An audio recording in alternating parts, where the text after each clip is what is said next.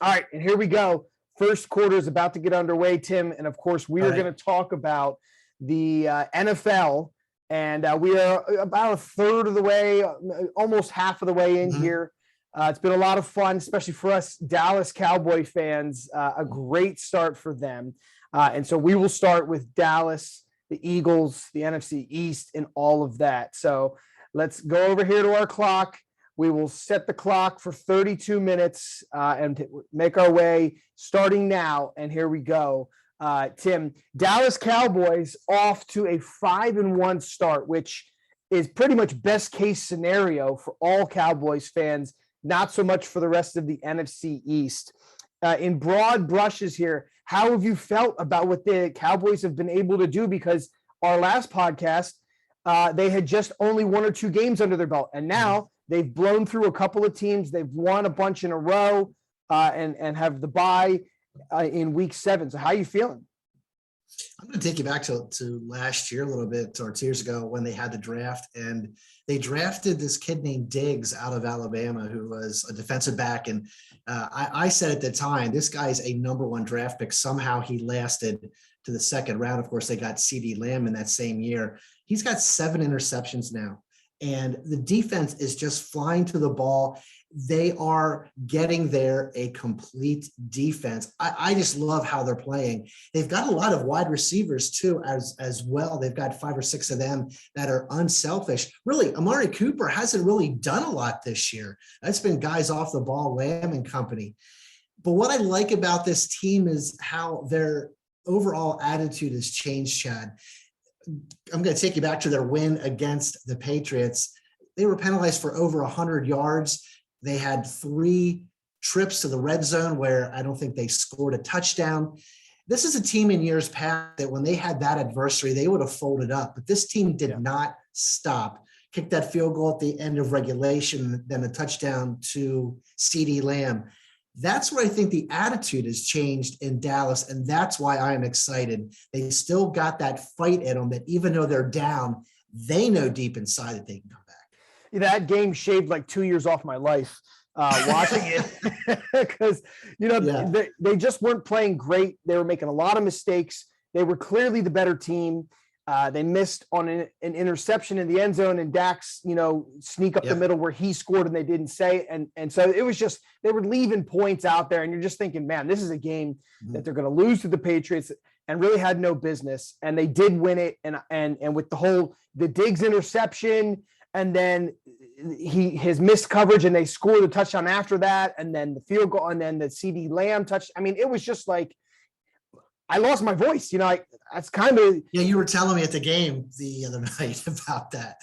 You were screaming so much. Yeah, which I guess I got to cut that out because, it's affecting my professional career here. Right. But so I think great start for them. And of course, that means Dak Prescott is playing so well. And we didn't really know how he was going to come back from the injury, but he's playing like one of the best quarterbacks in the league right now. And their team is, a top 5 team. And contending for obviously the division, and also potentially did make it to the Super Bowl. I know that's projecting a bit ahead, but in the NFC East, the Cowboys are trending up and the rest of the teams are trending down. I mean, that's got to be a great place for Dallas and all the fans to be. Well, the Giants are just decimated by injuries, and I don't think they're going to compete at all. Washington got a quarterback in there, Heineke, who is okay. Their defense certainly, Chad, has not stepped up the way it was last year. No. And then you got the Philadelphia Eagles. My gosh, I love the way they are failing, and I love the way the fans in Philadelphia act like the fans in Philadelphia, Chad, every year. Now they're calling for Hurts. They're calling for Sirianni's head. They got rid of Zach Ertz. The mistake that the Philadelphia Eagles made, and you and I talked about this recently, was drafting Jalen Hurts in the first place. They had Wentz, their starting quarterback. Why would you go out and get Hurts? Okay, maybe I can see it if Hurts is still there on a 6th, 7th round draft pick and you take a flyer, but they had so many more needs than quarterback. And it's really coming back to bite them. Yeah, well, it started when they took Jalen Reagor at receiver and didn't take Justin Jefferson. Then it snowballed. They took Hurts, and I laughed at it. And then I thought, and I was like, well, he is more mobile, so maybe, but it has been a train wreck. And, at 2-4, things are not trending in a good direction for them. And, I kind of looked at the schedules because I always do this. And I said this last podcast, I thought the Cowboys would be at 4-2 at this point, and I thought the Eagles would be at 2-4. Well, the Eagles are at 2-4, and the Cowboys are at 5-1. Nice prediction, Chad. All so right, it's even better. Yeah, it's even better for the Cowboys. But for the Eagles, I see them going through a couple more rough spells here, but then I see them finishing the season around 9-8, best case scenario. So, that's challenging for a playoff spot there. I think the end of their schedule is very weak.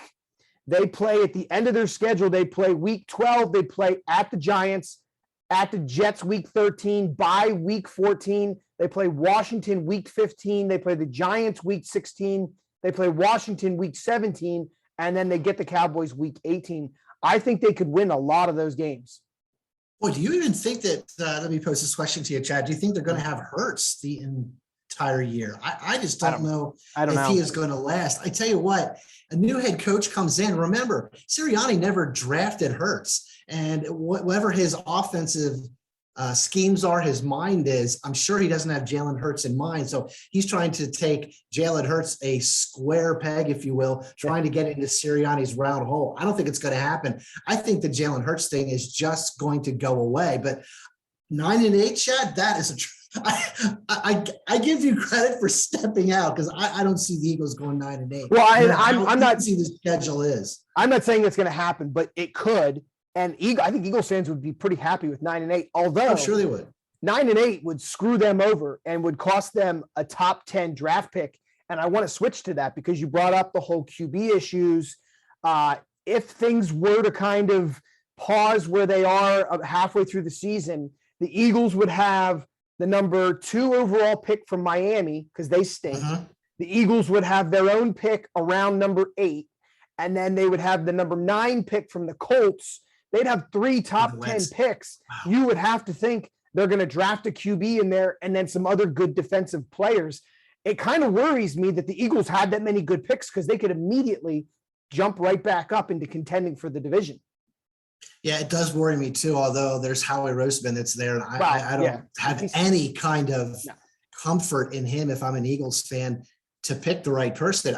I agree with you, Chad. I mean, I think if they do have 3 top picks, they're going to at least use that one on a quarterback, probably an offensive lineman, maybe a good defensive lineman, maybe a defensive back. Yeah, I just have no confidence in them that they're ever going to do the right thing based upon their previous track record of drafting. I mean, you look at Hurts, you look at the wide receiver that they got out, like you mentioned earlier, didn't go with Jefferson, went with the guy from Texas Christian. Yeah. They don't have a lot of their draft picks that have really panned out the last couple of years. But boy, yeah, I guess they have a couple more draft picks coming up too in the latter years because of the Carson Wentz deal too as well. Yeah, so they're sitting pretty, and we're actually heading towards the end of quarter number 1 here. So we made we made it right in time. We made a good adjustment, and right at the 24-minute mark for us. So there is the end of the first quarter. Real quick though, I have seen it on social media where a lot of pro Cowboys Twitter handles are saying the NFL let the Cowboys get CeeDee Lamb and Trayvon Diggs in the same draft. And both of those are paying huge dividends for us right now. Look, CeeDee Lamb went 16. He could have been picked by a lot of those teams. Why did the Eagles take him? He was right there for a lot of teams. And I remember people were even sort of laughing at Dallas because they already had Cooper. Mm-hmm. They already had several other wide receivers. They're like, why are you taking CeeDee Lamb now? You don't need him. It's the same reason why they took Parsons this year. They went for the best available athlete at the time, and it is paying dividends. Trayvon Diggs, another one, Chad. He should have never lasted to the second round. He was in the first round of everybody's board. Yeah. But now he was sitting there. Tell me this, Chad. Why was Dak Prescott sitting in a 4th-round draft pick about 5 years ago? Yeah, how about that? He's playing like a franchise QB and earning all that money. And by the way, he's a great guy. I'd like to have those kind of people running my franchise. Very excited about him. All right, so that's the end of the first quarter. Just really quick, do you see the NFL helping out Jerry Jones? There is no way. I mean, No. he is a franchise valued at $5 billion right now, the I think they most meant like in the world. how did those other teams allow? Because CD was dropping, and then the Cowboys weren't going to take him; they were going to take safety or something like that, and then he fell right before the Eagles pick, and it was like a no-brainer. You had to take him. They should have gone defense. They gambled. Defense sucked last year. They went all defense in the draft this year. Defense looks much better, and still is getting back a couple of healthy players. They're a good team. They're for real this year.